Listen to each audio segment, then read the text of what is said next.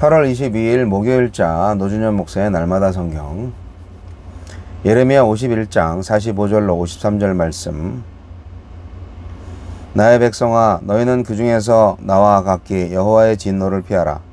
너희 마음을 나약하게 말며 이 땅에서 들리는 소문으로 말미암아 두려워하지 말라. 소문은 이 해에도 있겠고 저 해에도 있으리라. 그 땅에는 강포함이 있어 다스리는 자가 다스리는 자를 서로 치리라. 그러므로 보라, 날이 이르리니 내가 바벨론의 우상들을 벌할 것이라. 그 온 땅이 치욕을 당하겠고 그 죽임 당할 자가 모두 그 가운데에 엎드러질 것이며 하늘과 땅과 그 안에 있는 모든 것이 바벨론으로 말미암아 기뻐 노래하리니 이는 파멸시키는 자가 북쪽에서 그에게 옴이라. 여호와의 말씀이니라. 바벨론이 이스라엘을 죽여 엎드러뜨림 같이 온 세상이 바벨론에서 죽임을 당하여 엎드러지리라. 칼을 피한 자들이여 멈추지 말고 걸어가라. 먼 곳에서 여호와를 생각하며 예루살렘을 너희 마음에 두라. 외국인이 여호와의 거룩한 성전에 들어가므로 우리가 책망을 들으며 수치를 당하여 모욕이 우리 얼굴을 덮었느니라. 보라, 날이 이르리니 내가 그 우상들을 벌할 것이라. 부상자들이 그 땅에서 한숨을 지으리라. 여호와의 말씀이니라. 가령 바벨론의 하늘까지 솟아오른다 하자 높은 곳에 있는 피난처를 요새로 삼더라도 멸망시킬 자가 내게로부터 그들에게 임하리라. 여호와의 말씀이니라. 멈추지 말고 가라. 멈추지 말고 걸어가라. 바벨론의 멸망이 임박했으니 그곳을 떠나 진노를 피하라고 하십니다. 바벨론은 반드시 멸망할 것이니 소문에 흔들리거나 멈춰서지 말고 예루살렘을 향해 가라고 하십니다. 하느님은 어떤 분입니까? 하느님은 바벨론뿐 아니라 그들이 만들어 섬기던 우상까지 벌하고 심판하심으로 이 땅의 진정한 주인이 누구인지 분명히 보여주십니다. 우상은 다 은과 금을 입힌 사람의 생산품입니다. 금을 입힌 나무나 돌은 아무것도 할 수 없는 바람이요 공허입니다. 위로 하늘에나 아래로 땅에 신은 오직 하나님밖에 없습니다. 하나님은 자기 백성을 바벨론의 멸망에서 구원하여 예루살렘에 다시 심으십니다. 포기하지 않고 찾아와 악에 사로잡혔던 백성을 구원해서 의와 거룩의 길로 다시 가게 하십니다. 지금도 하나님은 길을 떠나 방황하는 성도들을 보면서 탄식하고 아파하십니다. 하느님의 자녀에겐 여전히 기회가 있습니다. 지금도 늦지 않았습니다. 속히 죄의 길을 벗어나 하나님의 나라와 의를 구하는 생명의 길로 나아갑시다. 나에게 주시는 교훈은 무엇입니까? 하느님이 정하셨으니 바벨론의 멸망은 기정사실입니다. 파멸시키는 자가 와서 이스라엘 백성과 세계 모든 나라의 백성을 죽인 원수에게 보복할 것입니다. 이제 바벨론의 멸망에 관한 소식이 온 땅에 퍼질 것이며 정권이 흔들리고 많은 다툼이 일어나 사람들의 불안도 가중될 것입니다. 그럼에도 백성들, 하느님의 백성은 두려워할 필요가 없습니다. 바벨론의 멸망이 그들에게 해방과 회복을 줄 것이기 때문입니다. 주님이 다시 오셔서 세상을 심판하실 때 원수들은 멸망하고 하느님의 자녀들은 죄와 사망의 압제에서 해방되어 기쁨의 찬양을 올리게 될 것입니다. 그날이 우리의 소망입니다. 바벨론이 심판을 당할 때 사로잡혀 있던 이스라엘 백성은 거기에서 나와 하느님이 명하신 예루살렘으로 걸어가야 합니다. 머뭇거리거나 멈추지 말고 하느님과의 약속이 있는 그곳을 향해 나아가야 합니다. 하나님 나라를 소망하며 이 땅을 지나가는 순례자에게 영원한 본향은 하느님의 나라입니다. 이 땅에 대한 미련으로 머뭇거리지 말고 영원한 본향에 다다를 때까지 믿음의 걸음을 멈추지 않는 나그네가 됩시다. 주여, 부르심의 소망을 따라 멈추지 않고 나아갈 수 있게 하소서.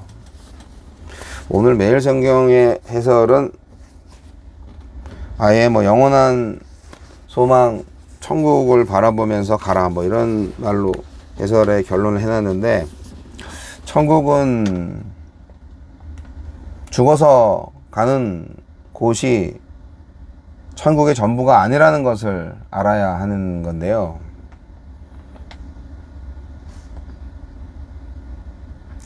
바벨론에 대한 심판은 한 민족에 대한 심판에 끝나지 않습니다. 바벨론은 수많은 나라들을 무너뜨렸기 때문에 자신들이 정복한 나라에서 많은 사람들을 포로로 끌고 갔어요. 그래서 많은 사람들, 많은 나라들, 많은 민족들에 대한 심판이고 또한 구원이 될 수 있습니다. 이스라엘은 바벨론이 침략한 나라 중에 작은 나라 하나죠.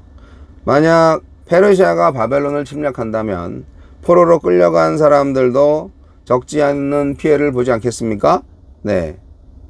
예레미야는 바벨론에 끌려온 사람들을 칼을 피한 사람들이라고 말합니다. 그리고 이제 바벨론에서 피할 준비를 해라. 그렇게 말하고 있는 것이죠. 어디로 피합니까?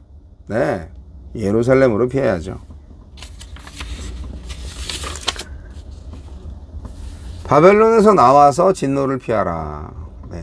지혜로운 자들은 아마 예레미야의 예언을 하나님의 말씀으로 알아듣고 피했을 것입니다.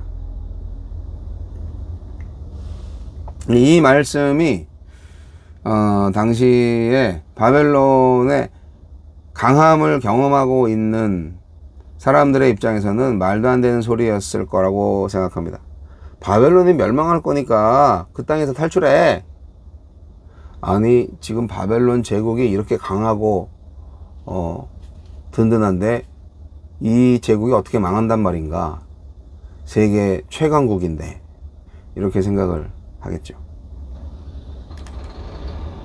결국 이 나라를 떠난다? 바벨론을 배신하는 건데, 야, 그게 과연 살 길인가? 죽을 길 아닌가? 오히려 그런 생각을 할 수 있습니다. 하느님은 말씀하셨습니다. 떠나지 않으면 죽는다고. 페르시아가 바벨론을 칠 거라는 소문에 마음 약해지지 말라고도 얘기를 했습니다. 바벨론은 자멸할 거라고 말을 합니다. 왜냐? 하느님이 그렇게 하기로 했으니까.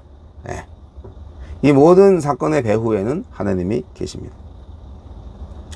그래서 우리는 오늘날 바벨론이 주는 유익이 있어요. 안전함, 군대와 경찰이 든든한 국가에서는 일단 치안이 안전하죠. 그런데 중요한 건 하나님의 영적 나라. 멸망할 것을 붙잡고 안주해 계시면 안 됩니다. 빨리 빠져나와야 됩니다. 뭐가 바벨론인지를 알아야 되는 거죠. 저는 바벨론이 그런 거라고 생각합니다. 하나님을 무시하는 것, 하나님을 대적하는 것, 하나님을 믿지 않는 것, 하나님의 뜻과 반대되는 일을 하는 것. 하나님의 뜻이 뭐죠? 하나님은 의와 공평이 그 보좌의 기초이고, 이 땅에 참된 하나님의 통치, 공평과 정의의 나라를 세우는 것이 하나님의 뜻입니다. 시온을 향해서 나아가야 합니다. 시온은 이제 하나님의 나라 수도 예루살렘을 말하는 거겠죠. 그 당시에 예루살렘.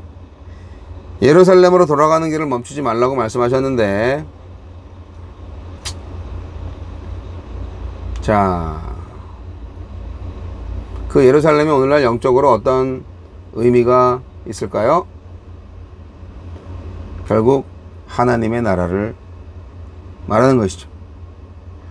새 하늘과 새 땅.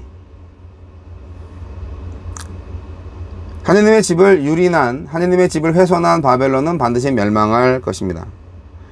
하늘까지 솟고 높은 곳에 요새를 만들지라도 하나님은 그들을 멸망시킬 것입니다.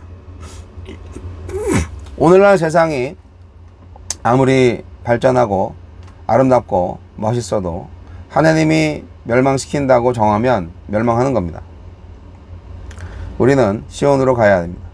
시온이 어디냐? 공평과 정의의 나라, 정직과 사랑의 나라입니다. 우리의 삶이 그 나라로 가야 합니다.